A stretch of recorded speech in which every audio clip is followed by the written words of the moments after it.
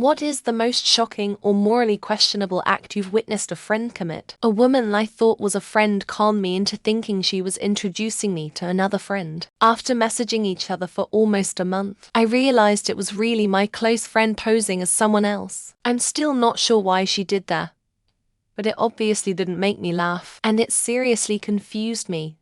She was confronted with plenty of evidence of her deceit, but she refused to acknowledge it. I was so shocked by the encounter that for around a year I was unable to even entertain the idea of interacting with ladies.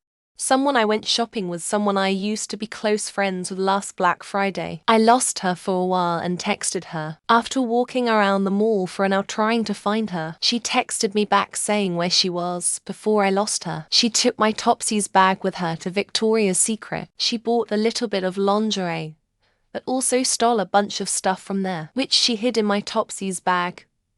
I didn't find out until we were in the car. I still regret letting myself be convinced it was okay.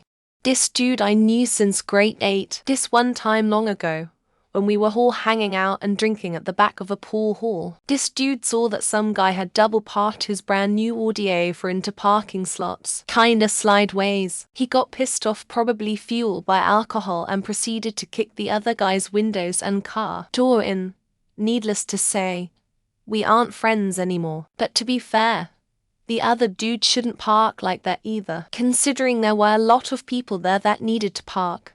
My friend called me one night and kept on talking and going on as if we were having a conversation. It was weird. He'd say things like, "Nah, I'm just gonna hang out." Really? Well, I know a little about that.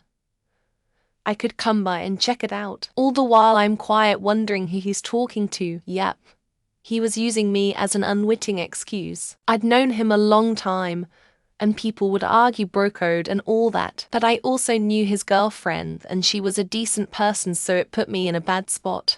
One of my friends is a compulsive cheater. She's cheated on every single guy she's dated since we met 8 years ago. Sometimes I've considered not being her friend anymore because of it, but I'm always hesitant because she's been there for me at my worst so many times. She recently got engaged to a man she dated in high school who cheated on her with the same woman multiple times, then dated that woman and cheated with my friend. I can't help but feel kind of glad. They seem perfect for each other.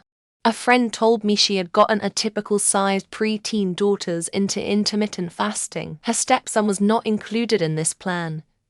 He could eat what he wanted, not feeding the girls when they were hungry, just going ahead and teaching them not to listen to their body, and that they should carefully control what and how they ate. She has always suffered from disordered eating and had decided that was the correct way to raise her girls.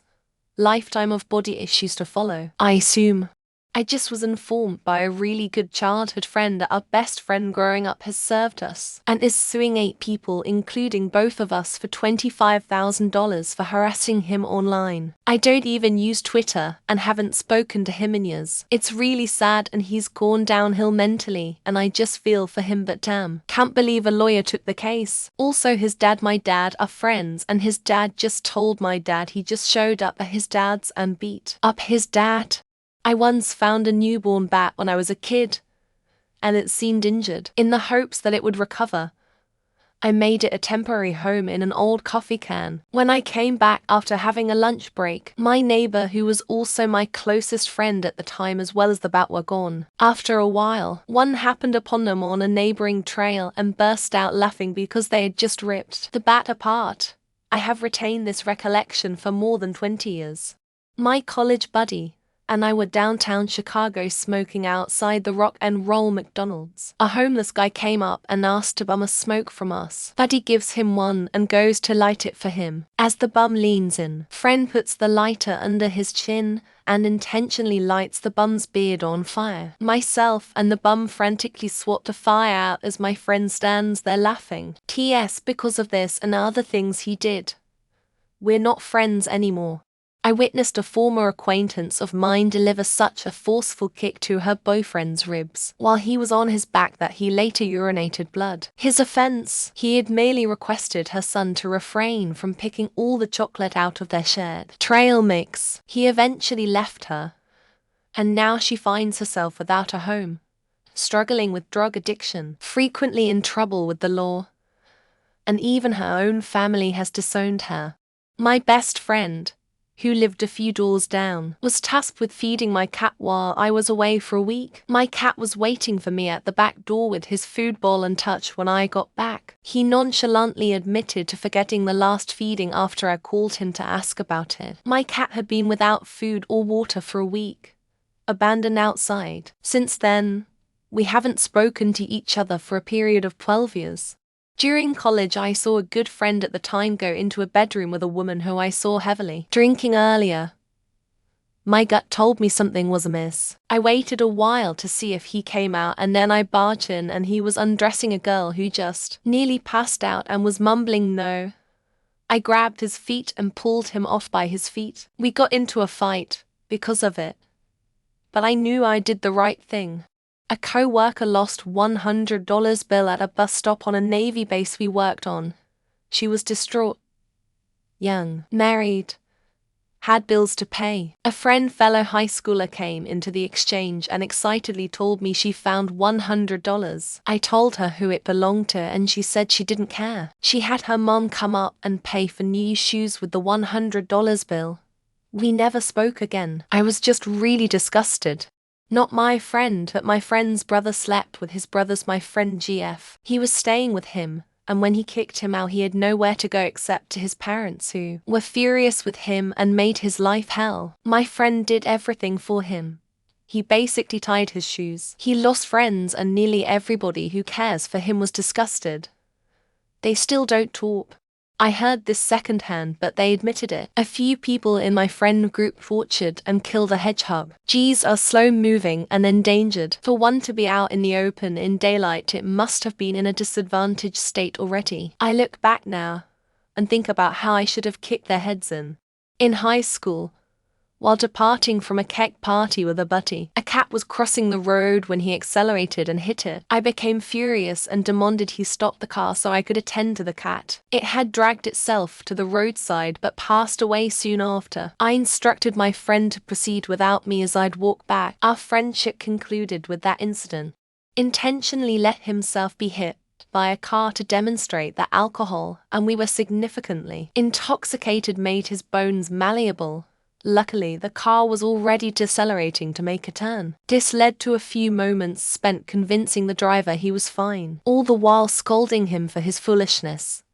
Meanwhile, he lay on his back, insisting he had made his case.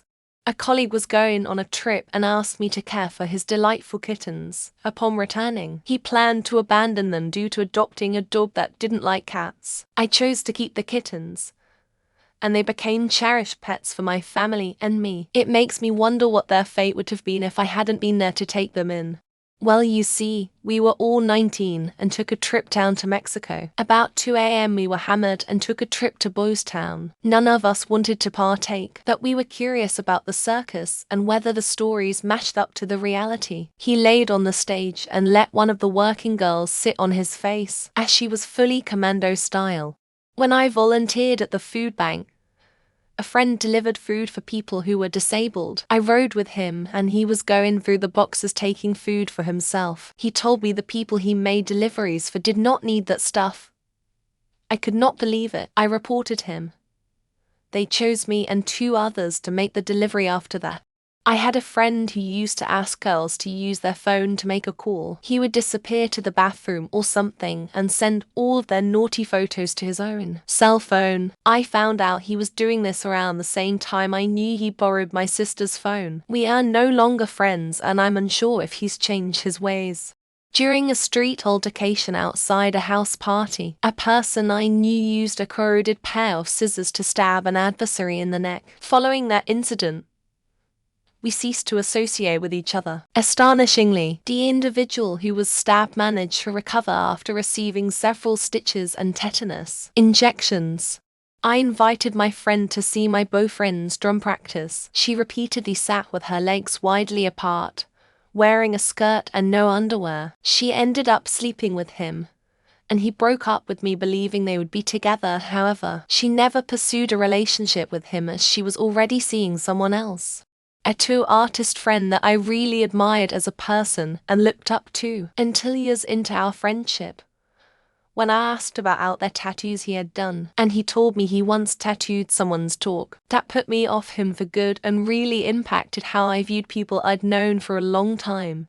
Several years back, a friend claimed to another friend of ours that his girlfriend was unfaithful. He then engaged in sexual activity with her, recorded it, and later invited our mutual friend over under the guise of hanging out, only to confront him with the video. They were believed to be close friends. My best friend was eager for me to meet his latest girlfriend. Throughout the evening, he boasted that she was currently married and he would be the catalyst for her impending divorce. That was the last conversation we had. Later, I learned she ended things with him and resolved her marital problems. I was stunned to find out that someone I have known for about 45 years was arrested for molesting his children, several of their friends over the course of their childhoods. Case ongoing, so not much else can be said. But from what I have heard from his now adult children, he deserves to hang. My ex-best friend told me she was taking out her birth control twice and not telling the men she was sleeping with. She said she wants someone to stay with her because she was tired of doing it alone. She now has 3 kids and 2 baby daddies. No boyfriend husband. We are also no longer friends. Not sure I would call him my friend, but my roommate when I first got to Oklahoma City said goodbye to his GF from Minnesota, who was heading for home for a while. The very same night he welcomed his Oklahoma GF, and they had sex upstairs loft bedroom for him, so you couldn't miss it.